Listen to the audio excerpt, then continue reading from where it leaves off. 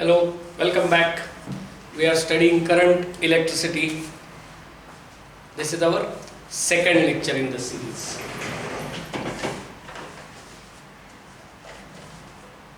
So, in the first lecture, we had a focus on what is current exactly and how does it flow. What is exactly electric current? What is its definition that we have studied. In this lecture, I am going to inform some new concepts. The first concept will be drift speed, or in some books they also called drift velocity.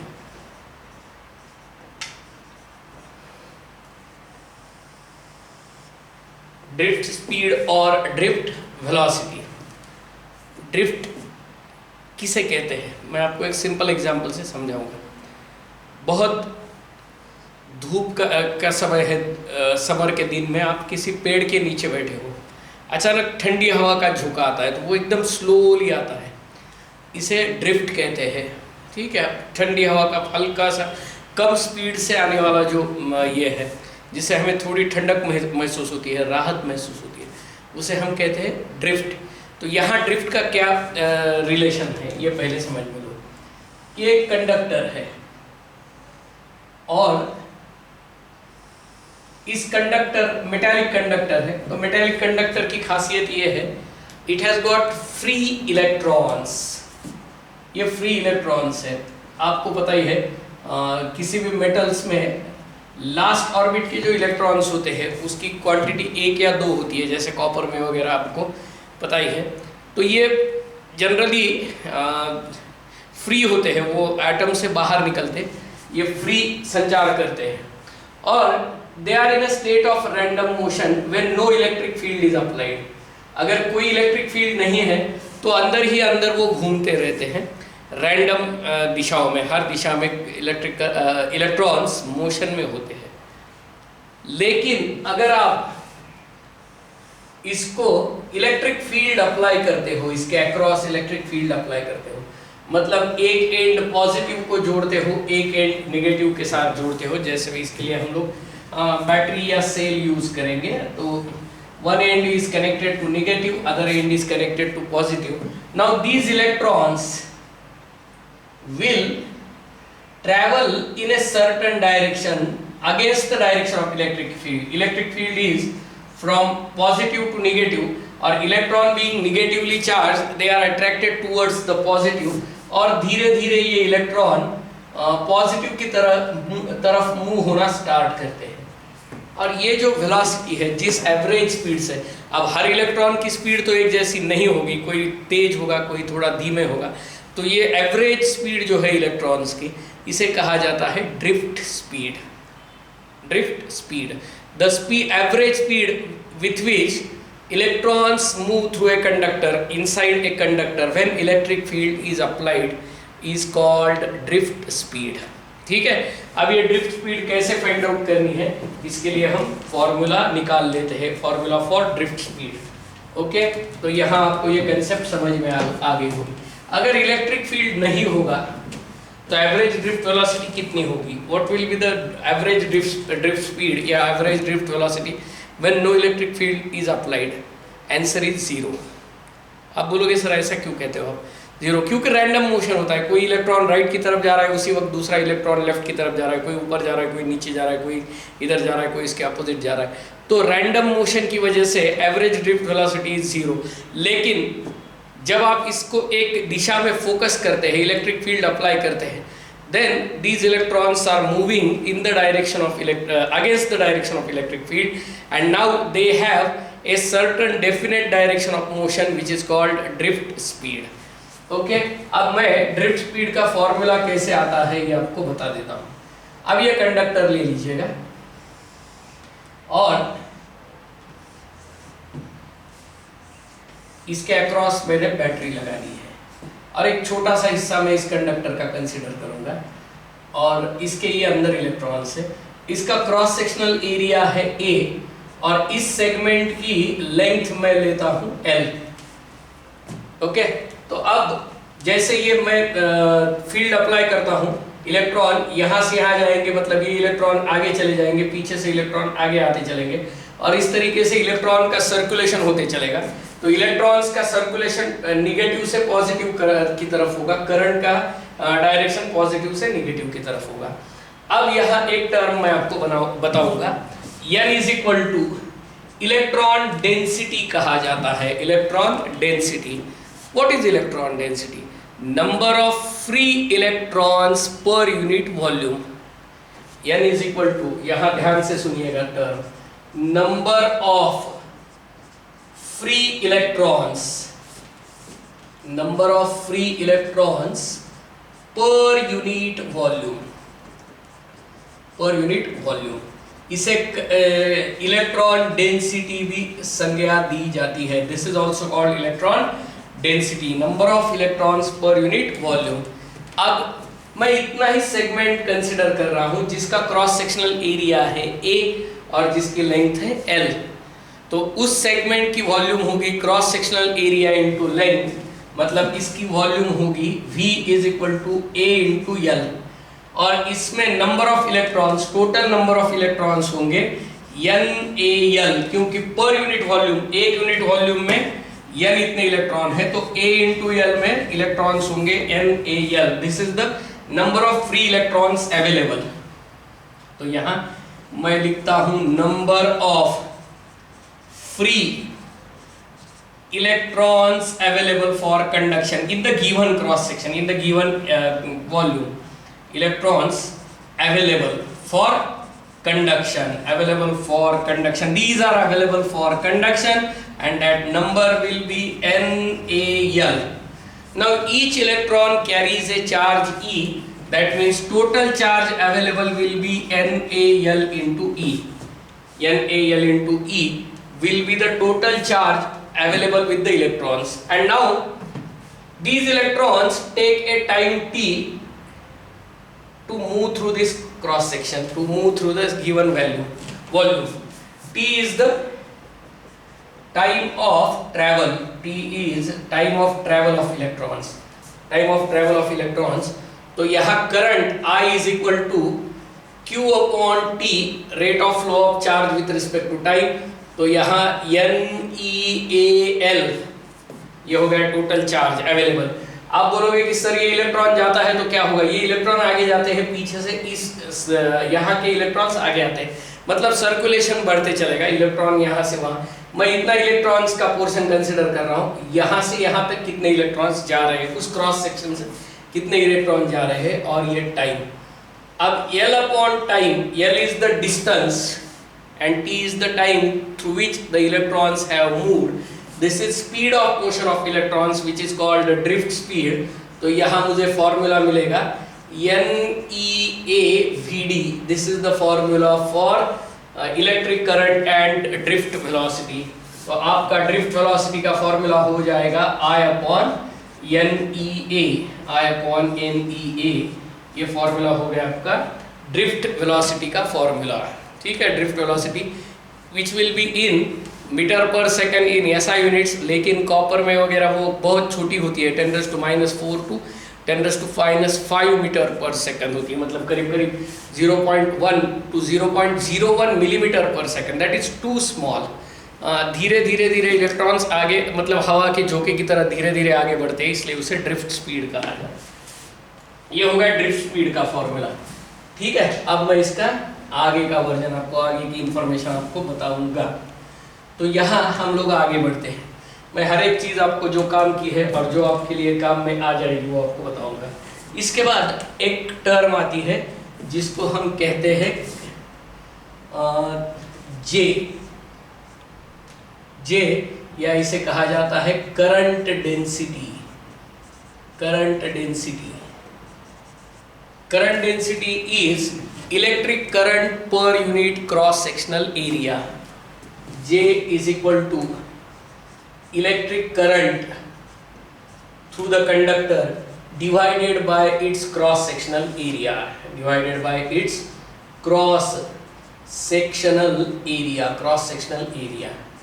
तो यहाँ इसको आप I by A लिख सकते हो।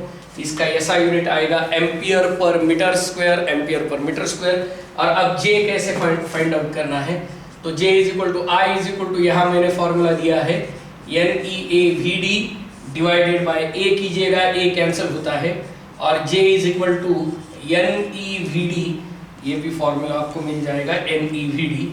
ये हो गया electric current density, current density का फॉर्मूला यहाँ पे मैंने आपको बता दिया है।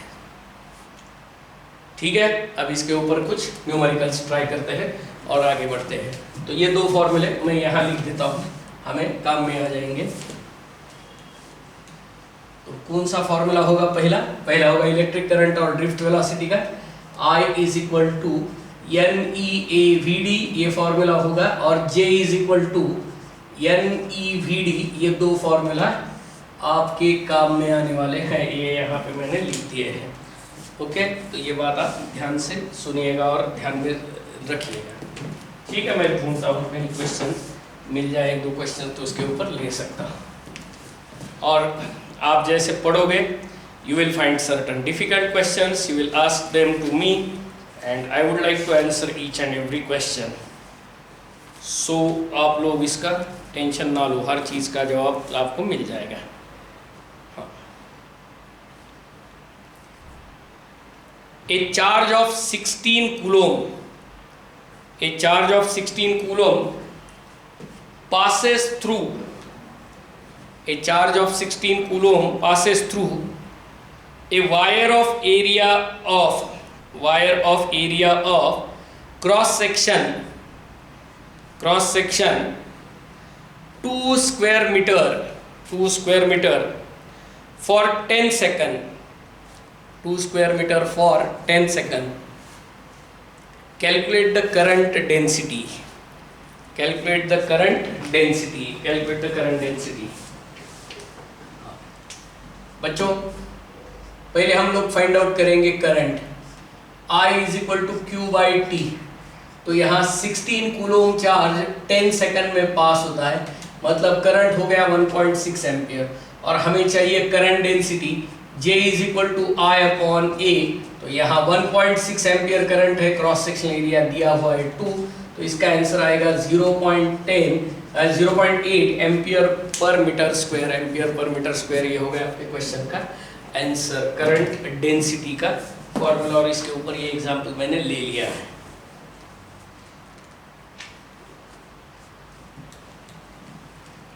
Next,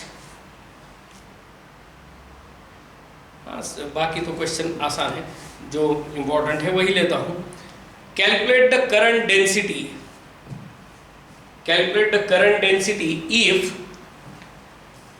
calculate the current density if 6 into 10 raised to 18 6 into 10 to the power 18 electrons 6 into 10 to the power 18 electrons flow in 0.4 second, 0.4 second through the cross section of a wire, of cross sectional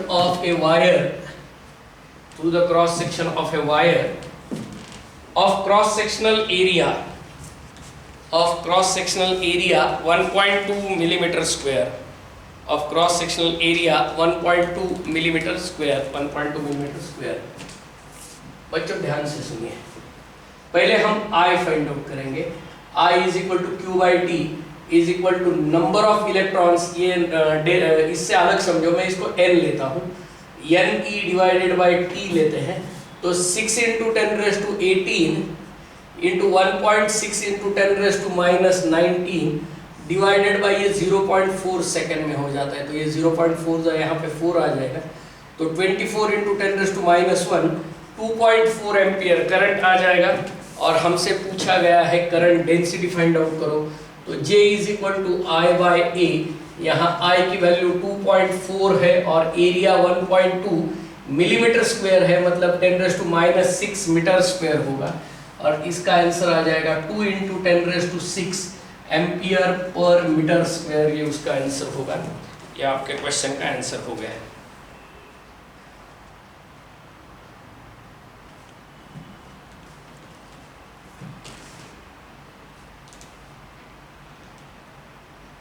okay, I hope आपको ये बात सब समझ में आ गई होगी।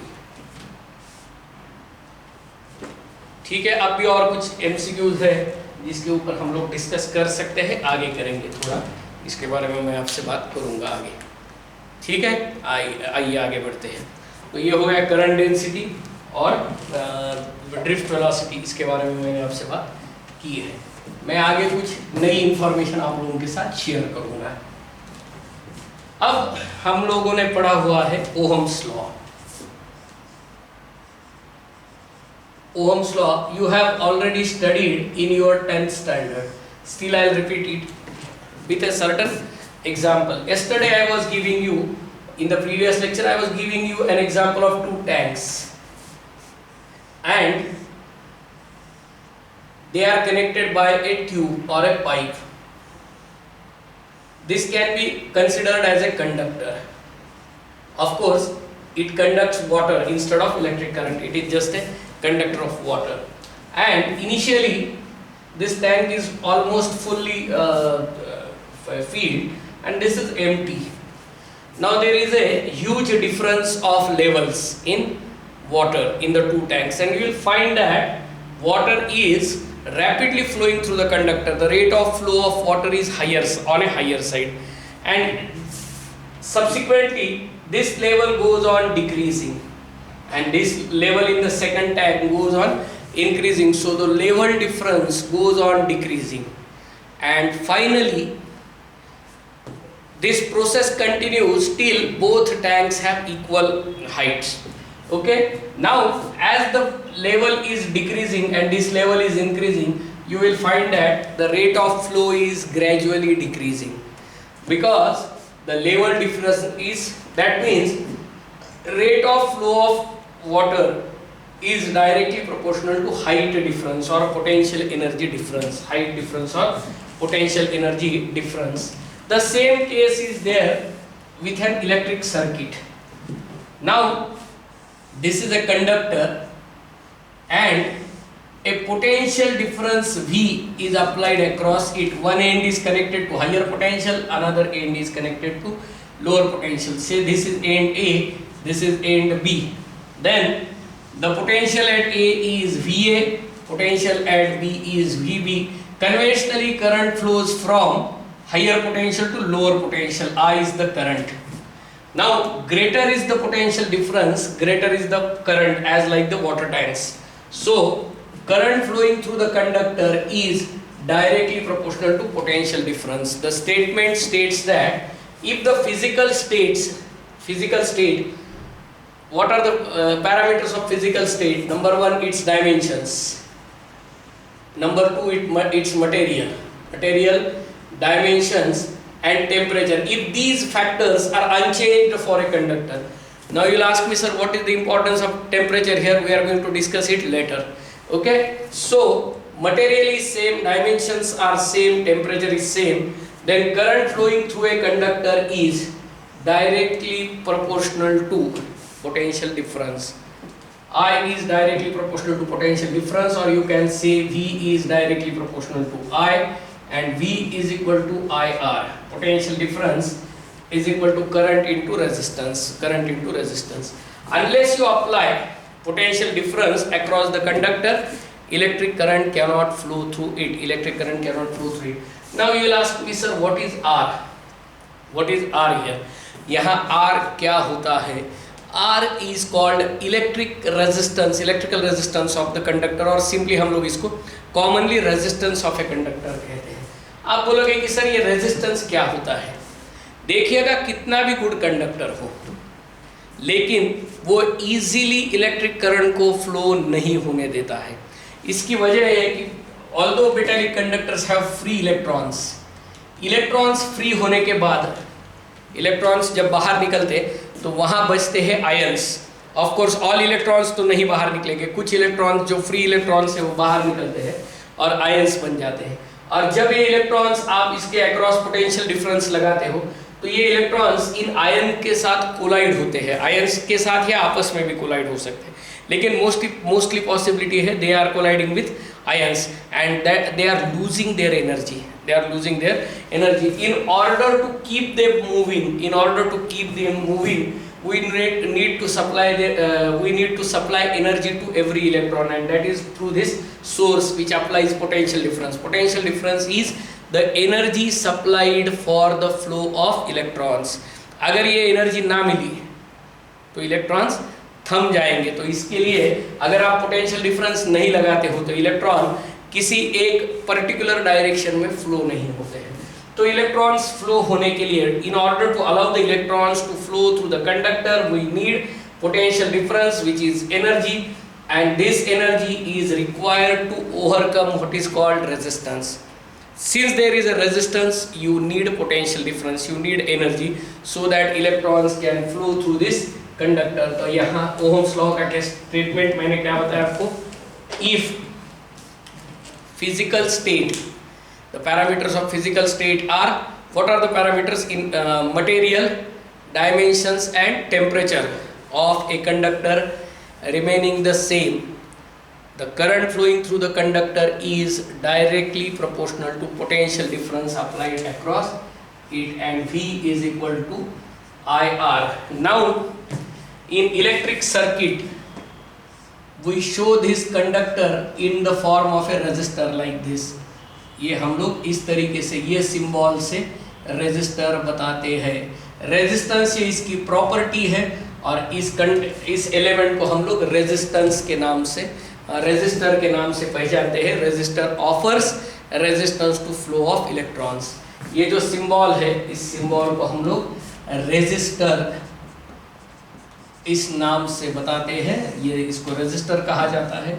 और इसकी जो प्रॉपर्टी है जिसकी वजह से हमको एनर्जी प्रोवाइड करनी पड़ती है उसे हम रेजिस्टेंस कहते हैं। अगर करंट इस डायरेक्शन में फ्लो हो रहा है तो potential difference across resistance is V is equal to IR। किसी भी रेजिस्टेंस के अक्रॉस पोटेंशियल डिफरेंस आपको फाइंड आउट करना है तो आपको V is equal to IR, इस फॉर्मेट में आप इसको फाइंड आउट कर सकते हो। अब मैं थोड़ा सा आगे एक और चीज आपको बताऊंगा और फिर हम लोग आगे बढ़ेंगे। अब नेक्स्ट कंसेप्ट आप लोगों के साथ मैं शेयर करूंगा जिसे हम कहते हैं स्पेसिफिक रेजिस्टेंस। नेक्स्ट कंसेप्ट है स्पेसिफिक रेजिस्टेंस।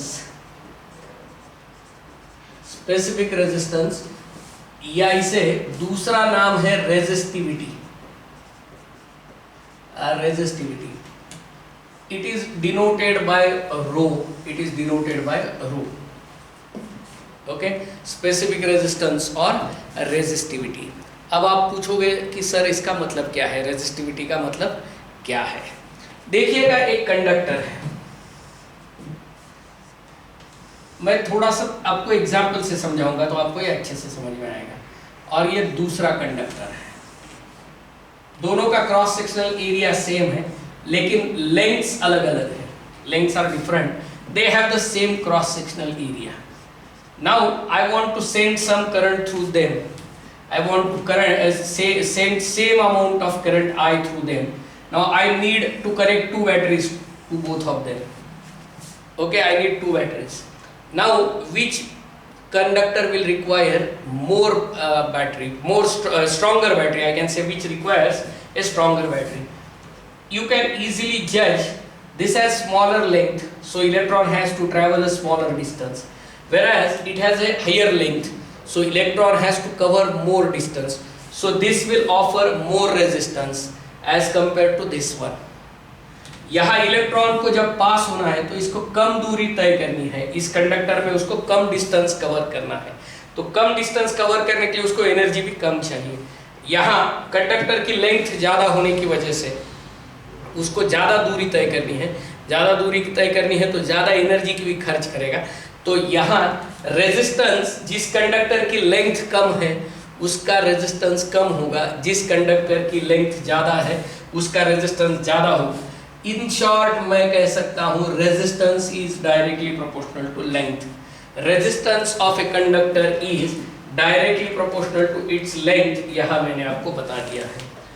अब दूसरा एग्जाम्पल मैं आपको समझाऊंगा। दो वायर्स मैंने ले लिए हैं, दोनों की लेंथ सेम है यहाँ पे, यहाँ अब अलग फैक्टर हम लोग कंसीडर करेंगे। दोनों की लेंथ सेम है और दोनों में करंट मुझे पास करना है, एक certain amount of current pass करना है, दोनों में same amount of current pass करना है। यहाँ एक बैटरी लगाई है मैंने, वहाँ एक बैटरी लगाई है और मैं करंट पास कर रहा हूँ। यहाँ इलेक्ट्रॉन को पास होने के लिए एक नैरो लेन से जाना है। जैसे आप लोग समझते हो कि कोई छोटी गली है और इसमें हम लोग मोटरसाइकिल पास कर रहे हैं, तो हमें बहुत ज़्यादा घूम घूम के जाना पड़ता है, क्योंकि जैसे रास्ता मिलेगा वैसे जा। और वही अगर आप हाईवे पे जा रहे हो तो आपको खुला रास्ता मिल जाता है, आप सीधे निकल जाते हो। मतलब जहाँ क्रॉस सेक्शनल एरिया कम है वहाँ रेजिस्टेंस ज़्यादा है। बस इलेक्ट्रॉन को भी वही होगा, उसको जिगजैग पाथ चुनना पड़ेगा, जहाँ रास्ता मिलेगा वैसे वो आयंस के बीच से अपने आप को निकाल लेगा। यहाँ उसको गुंजाइश ये है कि कम हिंड्रेंस हो जाए, कम डिस्टर्बेंस हो जाए। मतलब जितना एरिया बड़ा है उतना रेजिस्टेंस कम है, और जितना क्रॉस सेक्शनल एरिया कम है, जितनी पतली वायर है उसका रेजिस्टेंस ज़्यादा होता है। तो यहाँ resistance is inversely proportional to cross sectional area. अब ये दो पैरामीटर्स अब हमने कंसिडर किए हैं। एक तो resistance is directly proportional to length and resistance is inversely proportional to cross sectional area. इन दोनों फैक्टर्स को मैं मिला देता हूँ और एक नया इक्वेशन बनाऊंगा। Resistance is directly proportional to length upon area, cross section length upon cross sectional area. अब यहाँ आप बोलोगे कि सर आपने मटेरियल तो कंसिडर ही नहीं किया। मैंने दोनों कंडीशन में एक ही मटेरियल्स के वायर कंसिडर किए थे, लेकिन मैं अलग अलग वायर ले लूँ तो हर एक मटेरियल का रेजिस्टेंस अलग अलग हो सकता है। मतलब सेम डायमेंशन की मैं दो वायर ले लूँ, मैं एक कॉपर की ले लूँ और एक एल्यूमिनियम की ले लूँ, तो दोनों का रेजिस्टेंस एक जैसा नहीं होगा, क्योंकि तीसरा फैक्टर है। एक तो फैक्टर मैंने आपको बताया length, number 2 cross sectional area, और तीसरा फैक्टर है मटेरियल। तो अब ये प्रोपोर्शनैलिटी साइन हटाने के लिए R इज इक्वल टू, यहाँ हम लोग रो L बाय A लेते हैं, R is equal to rho L by A, और यहाँ रो को कहा जाता है स्पेसिफिक रेजिस्टेंस और resistivity of a material. Specific resistance और अच्छा, ये जो प्रॉपर्टी है वो मटेरियल की है। जो गुड कंडक्टर है उसका स्पेसिफिक रेजिस्टेंस कम होगा, जो उससे खराब कंडक्टर है, मैं ये नहीं कहूँगा कि बैड कंडक्टर, लेकिन कंपैरिजन करने से कोई बहुत अच्छे कंडक्टर है, कोई कंडक्टर है लेकिन उतनी अच्छे क्वालिटी के नहीं है, जो कंपैरिजन हम लोग कहते हैं। मतलब सिल्वर को बहुत अच्छा कंडक्टर माना जाता है, लेकिन सिल्वर अफोर्डेबल नहीं है, उससे कॉपर या एल्यूमिनियम हम लोग प्रेफर करते हैं। आप लोग देखते हो ओवरहेड वायर्स जो होते हैं पावर हाउस के, वो पूरे एल्यूमिनियम के वायर्स होते हैं, क्योंकि वो चीप होते हैं।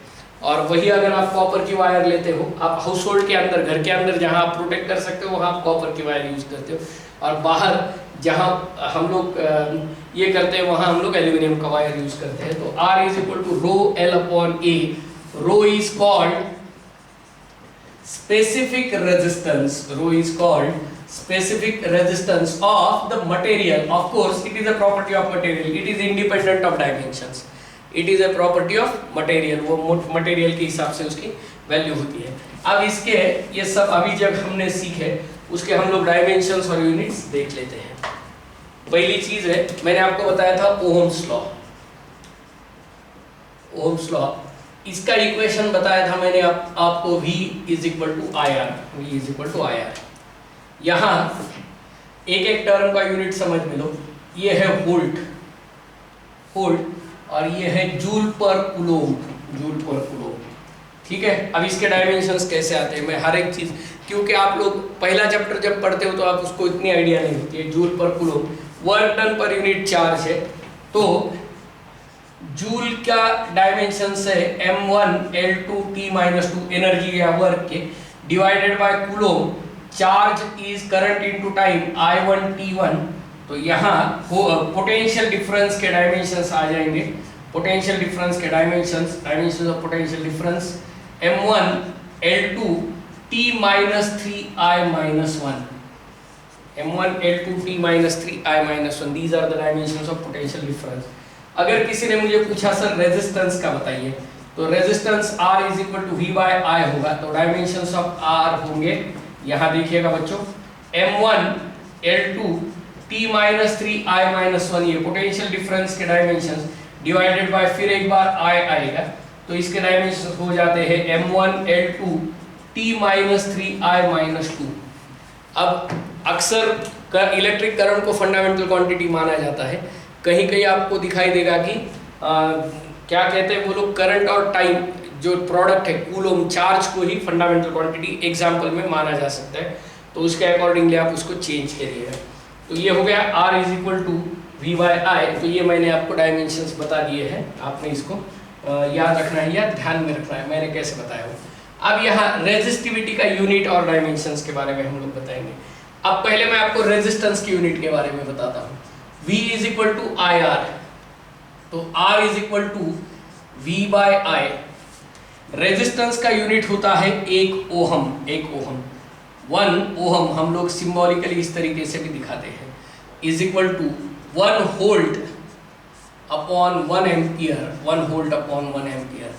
डेफिनेशन क्या होती है 1 ओहम की? The resistance of a conductor is said to be 1 ohm. Resistance of a conductor is said to be 1 ohm if 1 ampere current flows through it when 1 volt potential difference is applied across it। अगर आप किसी conductor के across 1 volt का potential difference apply करते हो, if you apply potential difference of 1 volt across a conductor and 1 ampere current flows through it, unity, अब दोनों यहाँ सब यूनिटी है 1 1, तब ये भी 1 आ जाएगा, तब रेजिस्टेंस उसका कहा जाता है 1 ohm. Okay, the resistance of a conductor is said to be 1 ohm if 1 ampere current flows through it when a potential difference of 1 volt is applied across it। अब यहाँ रही बात रेजिस्टिविटी की, तो resistivity rho is equal to RA/L। तो यहाँ इसका ऐसा यूनिट देखिए, रेजिस्टेंस का यूनिट है ओहम, एरिया का यूनिट है मीटर स्क्वायर और लेंथ का यूनिट है मीटर। तो 1 मीटर कैंसिल होगा, इसका यूनिट होगा ओहम मीटर, इसका यूनिट होगा ओहम इंटू मीटर। अब इसके डायमेंशन एक L और मल्टीप्लिकेशन में आ जाएगा, तो इसके डायमेंशंस हो गए रो के डायमेंशंस हो गए M1L3 T-3I-2। ये हो गए रेजिस्टिविटी के डायमेंशंस या स्पेसिफिक रेजिस्टेंस के डायमेंशन। ओके, और कुछ नई एक इंफॉर्मेशन दे दूं तो आपको इंटरेस्टिंग बात हो जाएगी। Reciprocal of resistance is called conductance. 1/R इसे कंडक्टेंस कहा जाता है, G। कुछ बुक्स में इसको G नाम से यूज किया जाता है। Reciprocal of resistance is called conductance and reciprocal of resistivity is called conductivity. Reciprocal of resistivity is called conductivity. अब इसका नाम कैसे दिया जाता है, देखिए G रेजिस्टेंस का यूनिट है ओहम, तो इस यूनिट को MHO उल्टा स्पेल करते हैं, MHO। ये हो गया मो, ऐसा इसको प्रोनाउंस किया जा सकता है, और ये है ऐसा यूनिट ऑफ कंडक्टेंस। कंडक्टेंस का ऐसा यूनिट होगा MHO। ओहम के एग्जैक्ट आप उसको उल्टा स्पेल करोगे तो आपको मिल जाएगा उसका यूनिट कंडक्टेंस का। ओके, तो यहाँ मैंने आपको ये चीज़ बता दी है, कुछ न्यूमेरिकल्स अब इंटरेस्टिंग लेके मैं आगे बढ़ूँगा। तो अभी जो आप आज के लेक्चर में जो मैंने आपको बताया है, यहाँ इसके ऊपर एप्लीकेशन बेस्ड बहुत सारे एग्जाम्पल हैं, तो मैं आपको इन चीज़ों के बारे में आगे बताते चलूँगा। कुछ एग्जाम्पल्स के बारे में भी हम लोग बात करेंगे। और एक चीज़ आपको मैं बताऊँगा, आप लोग पहले पढ़े हुए हैं, फिर भी NCERT में भी इन्होंने ये दिया हुआ है, शायद आप 10th में पढ़े होंगे, और नहीं भी होंगे तो यहाँ मैं आपको बता देता हूँ। Combination of resistances, there are 2 possible combinations of resistances, resistances in series and resistances in parallel. Resistances in series and resistances in parallel. पहले मैं आपको सीरीज के बारे में बता देता हूँ। देखिएगा बच्चों, एक रेजिस्टेंस मैंने ऐसा लगाया हुआ है, सीरीज मतलब माला बनाने की है, एक के सामने एक लगा देना है, ये इस तरीके से ये सीरीज बना दिया हमने। ये रेजिस्टेंस R1 है, ये रेजिस्टेंस R2 है, ये रेजिस्टेंस R3 है, और इसके अक्रॉस ये मैंने सेल या बैटरी लगाई हुई है जिसका पोटेंशियल डिफरेंस है V। Total potential difference is V। आप बोलोगे कि सर V क्या है, हमें यही पता नहीं है। Potential difference is the energy supplied by the source per unit charge. पर unit charge, 1 coulomb charge flow होने के लिए, चार्ज कब फ्लो होगा रेजिस्टेंसेस में, जब आप ये बैटरी या सोर्स लगा देते हो। मैं आपको एग्जांपल भी बताया था, आपकी मोबाइल की बैटरी डिस्चार्ज हो गई है, your mobile stops functioning because no energy is given. आपके रिमोट का सेल डाउन होता है, मैं डीसी सर्किट्स के एग्जांपल दे रहा हूँ, आपका रिमोट का सेल डाउन होता है, रिमोट फंक्शनिंग करना बंद होता है, then your channels will not be changed. आपके पास वॉल क्लॉक है, वॉल क्लॉक का अगर आप सेल खराब हो जाता है, उसकी क्या कहेंगे हम, उसकी एनर्जी ख़त्म हो जाती है, स्टोरेज एनर्जी ख़त्म होती है, तो घड़ी बंद, पहले धीरे धीरे पीछे होना चालू होती है और फिर बाद में इट स्टॉप्स फंक्शनिंग। तो ये फंक्शनिंग करने के लिए, करंट पास होने के लिए हम लोग ये एनर्जी सप्लाई कर रहे हैं, यूनिट चार्ज के लिए भी इतनी एनर्जी सप्लाई कर रहे हैं। अब ये सीरीज में एक पॉइंट नोट करिएगा, हर रेजिस्टेंस में सेम करंट पास होता है। In a series combination of resistance same current passes through every resistor. तो सब में, इसमें भी आई करंट होगा, इसमें भी आई होगा, इसमें भी आई होगा। अब टोटल एनर्जी V दी हुई है, अब यहाँ कुछ एनर्जी इसके अक्रॉस खर्च होगी, हम इसे V1 कहेंगे, कुछ एनर्जी इसके अक्रॉस खर्च होगी, इसको हम V2 कहेंगे, और कुछ एनर्जी इसके अक्रॉस खर्च होगी, V3 कहेंगे हम इसको। तो बच्चों ध्यान से सुनिएगा, टोटल पोटेंशियल डिफरेंस या total energy supplied was V, out of which V1 was consumed in the first resistance, V2 was consumed in the second resistance and V3 is consumed in the third resistance। Total energy आपने V दी थी, इसमें से V1 पहले resistance में, दूसरे में V2, तीसरे में V3। अब V1, इसको अगर मैं ओम्स लॉ अप्लाई करता हूं तो यहां आएगा IR1 प्लस V2, यहां आएगा IR2 प्लस V3 IR3 आएगा। तो I into R1 plus R2 plus R3, ये टोटल पोटेंशियल डिफरेंस हो गया। लेकिन ये 3 रेजिस्टेंस है, मैं ऐसे कितने भी दिखा सकता हूँ, R1, R2, R3, R4 etcetera etcetera. मैं 3 का सिंपल एग्जांपल ले रहा हूँ। अगर मैं ये तीनों रिप्लेस करके मुझे एक ही रेजिस्टेंस अप्लाई करना है, एक ही रेजिस्टेंस, तो इसे हम इक्विवेलेंट, इन तीनों का equivalent, equi means same value होने वाला, समान वैल्यू होने वाला एक रेजिस्टेंस, तीनों को रिप्लेस करके एक ही रेजिस्टेंस सेम सोर्स में अप्लाई कर रहा हूं, जिसका पोटेंशियल डिफरेंस V है, सेम करंट पास होगा। तो यहाँ V is equal to I into RS होगा, V is equal to I into RS। तो यहाँ मैं I इंटू RS लिख सकता हूँ, I कैंसिल होगा, और सीरीज रेजिस्टेंसेस में RS is equal to R1 plus R2 plus R3 plus जितने भी होंगे उतने RN, ये आपको रेजिस्टेंस इन सीरीज का इक्विवेलेंट रेजिस्टेंस मिल जाएगा। This is a combination of resistances in series. मैं अगर आपको ऐसा कहूँ, मेरे पास एक 2 ओम का रेजिस्टेंस है, एक 3 ओम का है और एक 5 ओम का है, तो इनका इक्विवेलेंट रेजिस्टेंस क्या होगा? मतलब ये तीनों को एक ही रेजिस्टेंस से रिप्लेस करना है, तो मुझे करना पड़ेगा 2 + 3 5 + 5 10 ओम का एक ही रेजिस्टेंस, तीनों का काम अकेला करेगा, तीनों को रिप्लेस कर सकता है। ये हो गया सीरीज कॉम्बिनेशन में। अगर मेरे पास n आइडेंटिकल रेजिस्टेंसेस है, हर एक की वैल्यू R है, तो उनका सीरीज कॉम्बिनेशन होगा R plus R plus R plus R, n times it will be NR। Series combination of n equal resistors is NR, ये हो गया सीरीज कॉम्बिनेशन। आई होप आपको ये बात समझ में आ गई होगी। अब for this you can refer NCERT text book, NCERT में ये सब इंफॉर्मेशन आपके पास दी हुई है, शायद आपके 10th के बुक में भी थी, लेकिन उन्होंने इतना डिटेल में नहीं बताया था, शायद फॉर्मूला ही दिया था, तो आप इसको देख सकते हो, मैंने ये कैसे आ गया है बता दिया है। बच्चों आगे चलते हैं, और कोई भी कंसेप्ट आप 1 बार 2 बार 3 बार वीडियो लेक्चर्स की देख सकते हो, आपको उतनी फैसिलिटी हो सकती है। अब मैं आपको नया एक इंफॉर्मेशन दे दूंगा, resistances in parallel, parallel combination of resistances, ये भी आपको मैं बता दूंगा। तो डियर स्टूडेंट्स ध्यान से सुनना है, इसको कुछ मैं आपको इंफॉर्मेशन देने वाला हूँ, और कुछ इसके ऊपर एग्जांपल्स भी कैसे आते हैं वो भी आपको मैं बताऊंगा, तो ध्यान से सुनिएगा। एक रेजिस्टेंस इस तरीके से है, एक रेजिस्टेंस इस तरीके से। अब ये देखिए पैरेलल मैंने इनको जोड़ दिया है। आप बोलोगे कि सर पैरेलल कैसे, तो इनके एंड पॉइंट्स कॉमन होते हैं तभी ये पैरेलल हो जाते हैं। ये देखिए कभी कभी कॉम्प्लिकेटेड भी करते हैं, मैं आपको आगे बताऊंगा। वो पैरेलल है ऐसा लगेगा नहीं, आपको लगेगा वो सीरीज है, लेकिन वो पैरेलल होंगे, इसके बारे में हम आगे बात करेंगे। ये पोटेंशियल डिफरेंस V है, ये सेल का पोटेंशियल डिफरेंस V है। यहाँ 3 रेजिस्टेंसेस मैंने दिखाए हैं, R1, R2, R3।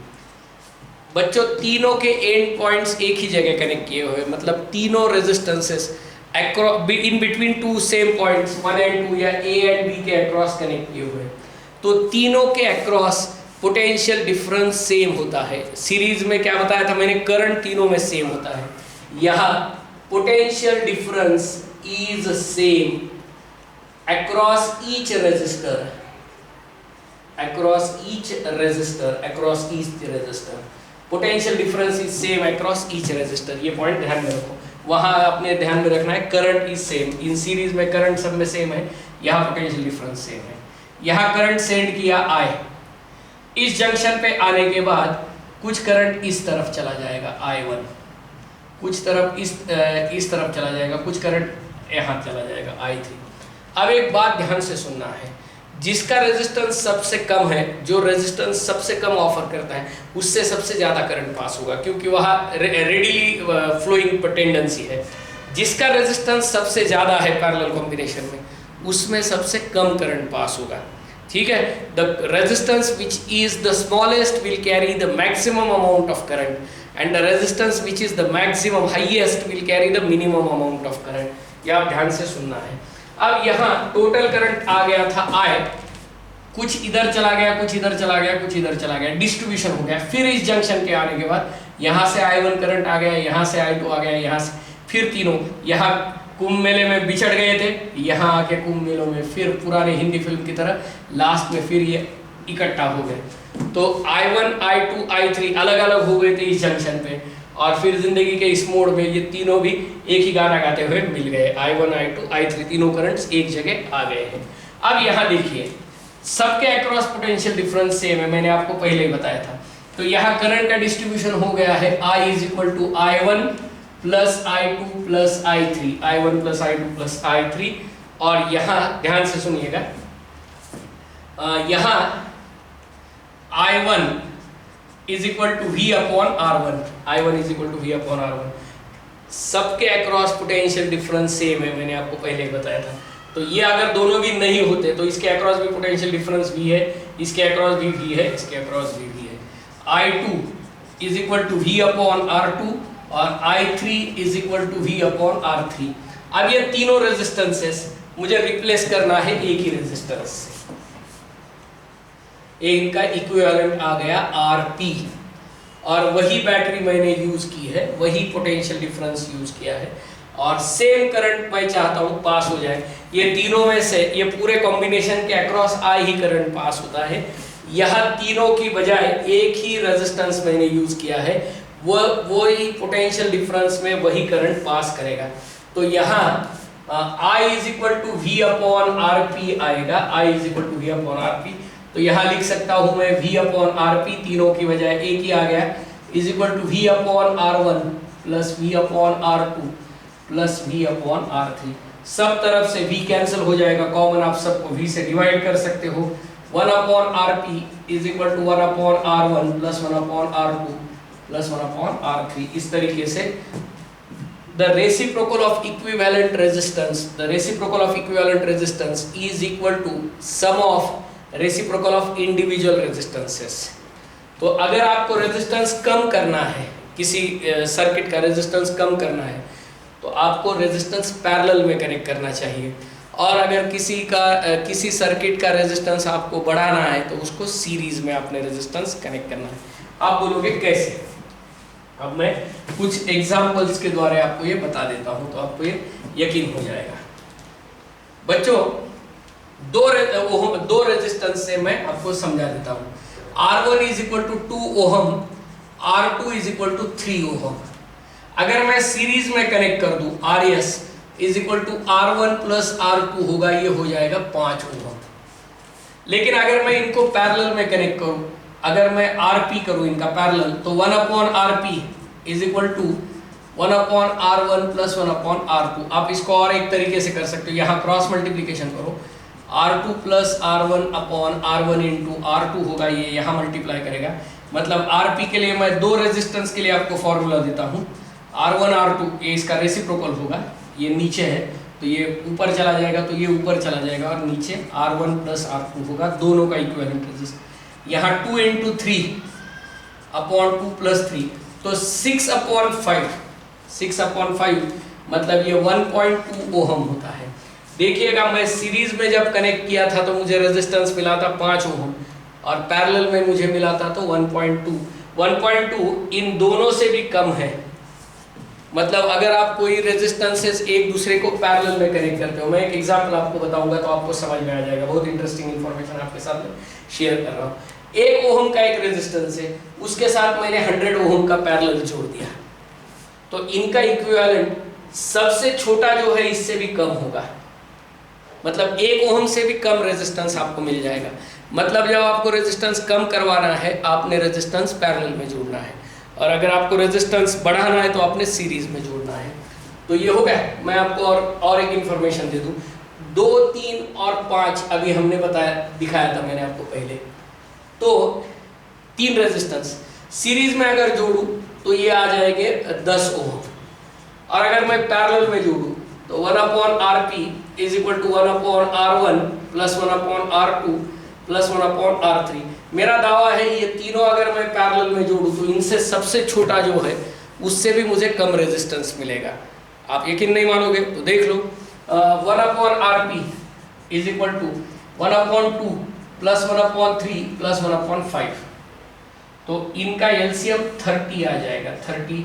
और यहाँ 30 बनाने के लिए 15 से मल्टीप्लाई करना पड़ेगा। यहाँ 15 ले लो, यहाँ 30 के लिए 10 की ज़रूरत पड़ेगी, और यहाँ 6 की ज़रूरत पड़ेगी। ये 3 इंटू 10, यहाँ 10 से करो, यहाँ 6 से करो, यहाँ 15 से करो, 25 और 6 31 अपॉन 30, ये हो गया 1 अपॉन RP।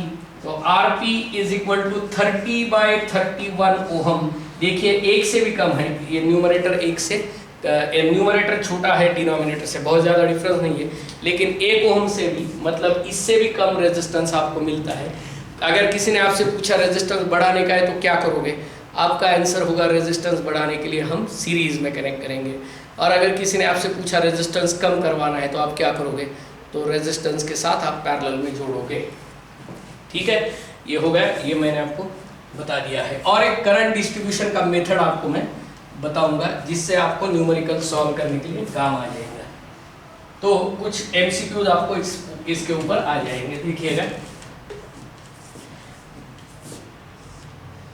2 रेजिस्टेंस मैंने यहां जोड़ दिया है,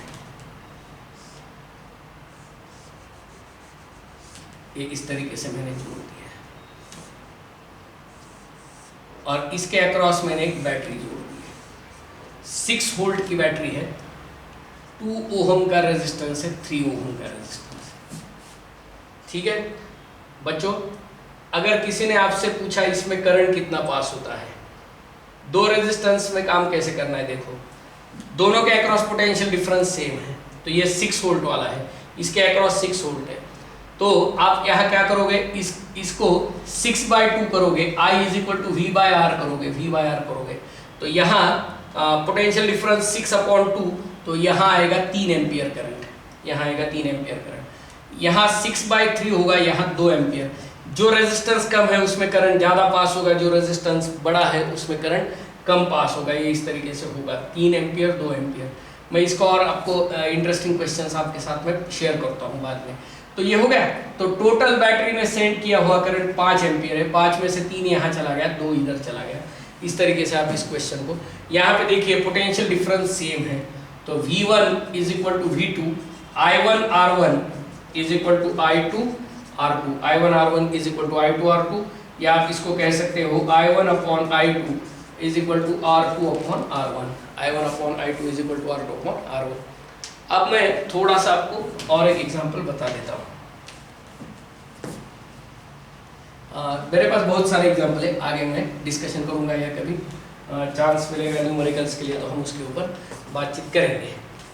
मैंने आपको बताया कि यहाँ 3 रेजिस्टेंसेस है मेरे पास, ठीक है, और ये कुछ करंट I यहाँ से आता है। ये रेजिस्टेंस R1 है, ये रेजिस्टेंस R2 है, ये रेजिस्टेंस R। मेरे पास टोटल करंट मुझे पता है और इनको इन तीनों में बांटना है मुझे। किस तरीके से बांटना है मैं आपको बता देता हूँ। देखिएगा, इसमें से करंट जाएगा I1, इसमें से करंट जाएगा I2, इसमें से करंट जाएगा I3। टोटल करंट I है, तो I को तीनों में मुझे बांटना है। तरीका बता देता हूँ, ध्यान से सुनना। I1 is to I2 is to I3। This is for MCQs। जो बच्चे जेई नीट एग्जाम्स के लिए प्रिपेयर कर रहे हैं उनके लिए मैं बता देता हूँ। 1/R1 plus 1 is to 1/R2 is to 1/R3। ये फॉर्मूला आपने यूज करना है। मतलब समझो ये 2 ओहम है, ये 3 ओहम है, ये 5 ओहम है, या 4 ओहम देता हूँ, ठीक है, अलग वैल्यू देता हूँ, वही क्यों दे दूँ। तो यहाँ I1 is to I2 is to I3 is equal to 1/2 is to 1/3 is to 1/4, जो भी है, ठीक है। अब इसका एलसीएम 12 आएगा। 12 को हम सबसे डिवाइड कर सकते हैं, तो 12 करने के लिए यहाँ 12 से मल्टीप्लाई करो, यहाँ 12 से मल्टीप्लाई करो, यहाँ 12 से मल्टीप्लाई करो। तो 12 से मल्टीप्लाई करने के लिए मुझे यहाँ आ जाएगा 6 is to 4 is to 3। इस तरीके से आपने इनको डिवाइड करना है। 6 is to 4 is to 3। अगर समझो यहाँ पे मैंने अगर बताया 1.3 एम्पियर या 2.6 एम्पियर का करंट है, मैं आपको थोड़ा सा इंटरेस्टिंग लेता हूँ, 2.6 एम्पियर का करंट, तो यहाँ 6 is to 4 is to 3 आएगा। मतलब आपको 13 पार्ट करने हैं। 13 पार्ट में से 6 और 4 10 और 3 13, तो 6/13 ऑफ I इसमें जाएगा, 4/13 ऑफ I उस तरफ चला जाएगा, और यहाँ 3/13 का पार्ट उसमें चला जाएगा। मतलब 4/13। आप समझ में लो मैं क्या कर रहा हूँ। देखिएगा, ये 2 is to 1 is to 2, 1/2 is to 1/3 is to 1/4। यहाँ मैंने इनका एलसीएम लिया था 12, 12 से मल्टीप्लाई किया सबको, तो यहाँ 6 आ गया, यहाँ 4 आ गया, वहाँ 3 आ गया। अब टोटल करंट 16/3 इंटू 2.6, तो 13 2s are 26, 0.2, तो 1.2 एम्पियर करंट इससे चला जाएगा। ये 1.2 एम्पियर करंट आपको यहाँ से मिलेगा। ये 4/13 इंटू 2.6, फिर से ये 0.2 आ जाएगा, यहाँ 0.8 करंट आ जाएगा। देखिएगा 1.2 0.8, तो यहाँ बचेगा 0.6 एम्पियर करंट। आप उसको चेक भी कर सकते हो। 3/13 इंटू 2.6, तो 13 2s are 0.2, 0.6 एम्पियर करंट। तो यहाँ करंट का डिस्ट्रीब्यूशन इस तरीके से होगा। 1.2 एम्पियर करंट पहले रेजिस्टेंस से चला जाएगा, देन 0.8 एम्पियर सेकंड रेजिस्टेंस में चला जाएगा, और 0.6 एम्पियर थर्ड रेजिस्टेंस से चला जाएगा। इस तरीके से करंट डिस्ट्रीब्यूशन पैरेलल में अगर आपको फाइंड आउट करना है, कभी भी मैं आपको बताऊंगा, कितने भी होने दो आप इसको आसानी से कर सकते हैं। तो ये आपको मैं टेक्निक बता रहा हूँ। I1 is to I2 is to I3 is to I4, whatever may be, 3 हो 4 हो 100 हो, मुझे क्या फर्क पड़ने वाला। इज इक्वल टू, आपको 2 या 3 से ज़्यादा नहीं आएंगे, इन पर टेंशन मत लो। नहीं तो बच्चे तुरंत सोचना चालू करते हैं कि सर कॉम्प्लिकेटेड क्वेश्चन कितने आ सकते हैं। बच्चों 1 मिनट के अंदर सॉल्व करने वाला क्वेश्चन आएगा, इससे ज़्यादा बड़ा क्वेश्चन नीट में नहीं आएगा। जेई में 2 मिनट्स के लिए क्वेश्चन आता है, नीट में तो आपको 1 मिनट का क्वेश्चन आएगा। उसको बहुत ज़्यादा हार्ड क्वेश्चन नहीं होता है। आपको कंसेप्ट कितनी समझ में आ गई वो जानने के लिए क्वेश्चन होता है। आपने कितना अच्छे से उस कंसेप्ट को ग्रास्प किया है, ये देखने के लिए क्वेश्चन पेपर सिलेक्ट किया जाता है, ना कि आपकी परेशानी करने के लिए। तो अगर समझो मैं आपको ये बताऊं कि मेरे पास अलग अलग रेजिस्टेंसेस है, 1 2 3 और 4। मैं 4 का भी एग्जाम्पल लेता हूँ, इससे बड़ा तो एग्जाम्पल नहीं आएगा। 1 ओहम 2 ओहम 3 ओहम 4 ओहम, और मुझे करंट का रेशो फाइंड आउट करना है। ये मैंने पैरेलल में जोड़े हुए 1/1 is to 1/2 is to 1/3 is to 1/4। अब यहाँ एलसीएम 12 आएगा, तो यहाँ 12 से मल्टीप्लाई करो, 12:6:4:3 ये आपका करंट का डिस्ट्रीब्यूशन होगा। अब 12 और 6 18, 18 और 4 22 और 3 25, समझो 0.5 एम्पियर का करंट है, 0.5 एम्पियर का करंट है। तो यहाँ 12/25 जाएगा उसमें से ऑफ 0.5, 0.50 कर लेंगे हम। तो यहाँ 0.02 इंटू 12, तो 0.24 एम्पियर इससे चला जाएगा, ये 0.24 एम्पियर, 0.50 में से 0.24 इधर चला जाएगा। बाद में 0.02 इंटू 6 मतलब 0.12 इससे चला जाएगा। इसके बाद 4 है ना, तो 0.08 4 इंटू 0.02, तो यहाँ 0.08 चला जाएगा। देखिएगा। और लास्ट एक चीज़ बची है हमारी तो 3 इंटू 0 मतलब 0.02 और इंटू 3 0.06 यहाँ से चला जाएगा। इस तरीके से ये करंट 0.06, इस तरीके से आप इस करंट को डिस्ट्रीब्यूट कर सकते हैं। आप इसको सॉल्व करके देखिएगा। इस तरीके से आपको मैं आज करंट डिस्ट्रीब्यूशन पैरेलल में कैसे करने का है, ये इन्फॉर्मेशन आप लोगों के साथ मैंने शेयर की है। ठीक है, I hope you will find this very interesting. आज का लेक्चर अब यहीं हम समाप्त करते हैं।